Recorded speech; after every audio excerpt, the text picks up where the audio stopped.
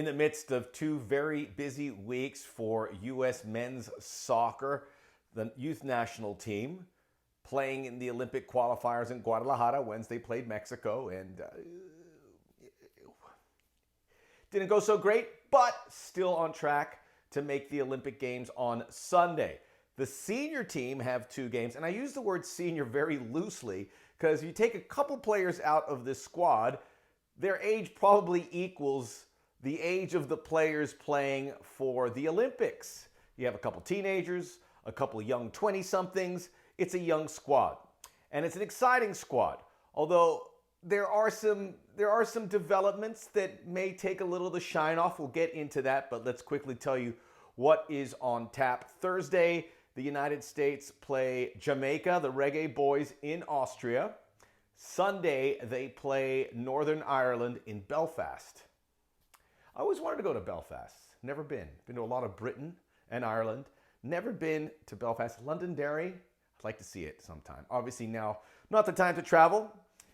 So you have two games there, and here are the last opportunities for these guys to get together until late March, right before the CONCACAF Nations League. So you want to squeeze the lemon here. Get the most you possibly can from this experience. Coming in, 26-man roster for Greg Berhalter. Some of the videos online, they look fantastic, kicking the ball around, a lot to be excited about. But let's start with who is not here. Weston McKennie, obviously a linchpin in that midfield, will be in ink as a starter for the World Cup qualifiers. He is looking to recuperate from a small injury. And then three players, Tyler Adams, Timothy Weah, and Nico Giacchini, sent home because of requirements with quarantine from their clubs. It's kind of lame. But we understand it. But look, everyone's playing somewhere. We understand you can't play in South America, but they're playing in Europe. Anyhow, it's a little frustrating because you want everyone there because this is somewhat of a dress rehearsal. And we haven't had everyone together since this whole party started at the end of last year, with all these young players bubbling to the surface, with all the dual nationals on board, Dest and Sebachu, and of course, who am I forgetting? Yunus Musa. Thank you everyone for tuning on that video. You performed very well. Thank you for the support. We do have a lot of good players. Two games here. We'll start with the Jamaica game on Thursday. It is difficult to schedule European teams. You would like for the U.S. to get more of a broad test for teams so they can simulate what they might face in qualifying. Well, what they're going to simulate in qualifying, but in a World Cup or major competitions. They get another CONCACAF team. They played Panama. They played Trinidad and Tobago. They've played El Salvador. It's good to see these teams, but this is where you would like a European team. But it's hard in 2021 with the Nations League and World Cup qualifying going on. So a good squad was called in. Christian Pulisic is the most intriguing here. He obviously has his concerns with his club, although he's finally starting a game. He's healthy, at least as far as we can tell. And now he'll be with the senior team, and we'd like to really see him stretch his legs. He was in the camp, and he was asked, this was newsworthy, that he would like to prove himself, would like to play in the Olympics. He can't control it. It's up to his club. In case you don't know, there are FIFA dates all year, and the clubs have to release their players for World Cup qualifiers and all the FIFA dates. Olympics do not fall on a FIFA date, so we'd have to get clearance from the club. I would love to see Christian Pulisic at the Olympics. We've seen so many players raise their standard at this event, but I think what's best for Christian Pulisic, get his club situation in order, whether it's with Chelsea or somewhere else, get healthy, get ready for what's going to happen later in the summer. I'm starting to think the Gold Cup will not be the A team. So maybe Pulisic isn't part of it, but certainly as World Cup qualifiers. I wouldn't rule it out, but right now I think Christian Pulisic has a lot on his plate.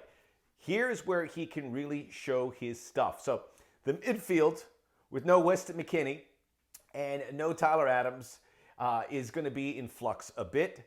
But the attack, you'll have Christian Pulisic, Gio Reyna, and Josh Sargent and or Daryl Dike, who are emerging as your top two strike candidates. So Pulisic and Reyna and whoever's up there, I would imagine it's Josh Sargent, you get to see those three play, and those three might be the combo for the World Cup qualifying. Pulisic, again, I've said in the past, I'm hesitant to lock him down and say we can rely on him because of the injuries and because of other issues now at the club. But water under the bridge, if he can get in there and play, it would be fantastic. The midfield, we'll get to see Yunus Musa. He's going to play a big role. Brendan Aronson is a guy who certainly is going to get some looks as well. So it's exciting there, and you'll see the depth come into view. Defensively, the fullbacks should be... There has been talk of playing like a back three, and maybe Anthony Robinson, Serginho Dest, or whomever else, Brian Reynolds, fly up those flanks. Kind of the way Barcelona's been using Serginho Dest with them. It's very exciting. And then defensively, it could be a back three or a back four.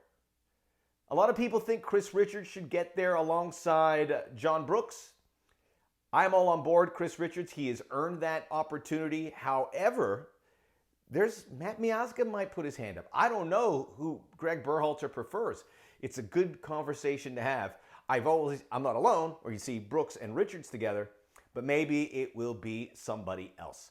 Whatever it is, it's two big games. Now, Jamaica is going to be an interesting opponent. They have been recruiting dual nationals from England mainly, which could really turn this program around. Michael Antonio is one of the top attacking players, in my estimation, in the Premier League at West Ham. They've brought in Nathan Redmond. Andre Gray, who plays at Watford, will make his Jamaica debut. A lot of tried and tested Premier League guys defensively. Jamaica can lean into this, which makes them an interesting team when World Cup qualifying starts. I think you're going to get a good Jamaica side. So this will be the better of two tests for the United States in this pair of games. No Leon Bailey, who is right now undoubtedly Jamaica's best talent. And you say that about a lot of teams in CONCACAF. They have a lot of good talent right now. So that game will go on Thursday. I expect the best lineup for the U.S. Sunday, they'll face Northern Ireland. It is your typical British team, strong, counter-attacking types, won't give you a lot of space, which is a great challenge for the U.S. Northern Ireland narrowly missed qualifying for the Euros. They did qualify for the prior Euros in 2016. So it's a good program. A lot of Premier League players, championship players that are going to give you the old, yeah. That's good, though. You want to ruffle some feathers. However, Northern Ireland has their plate full. They have Italy on the Thursday prior, so their A team is going to get a look there. The following Wednesday, they have another World Cup qualifier against Bulgaria. So just commonsensical here, you won't expect their top players to play against the U.S. I could be wrong. That's 3 games in a week, and the bookend games are kind of a big deal. It's going to be fun. Enjoy the games. This is it, and then we can really get ready for the summertime. It's a great way to get you ready for the summertime right now in the spring, checking out the Soccer OG podcast, where all podcasts are available. The Soccer OG. I am tangling with people. If you want a taste, come get it. You know who you are. If you're in the media and you think you can take me on, fight me in the Soccer OG. Don't fight me. It's just a conversation. Meet me in the Soccer OG podcast. New episode is out. Please subscribe, rate, and review so I can continue to do this. I'm having a good time. Are you having a good time?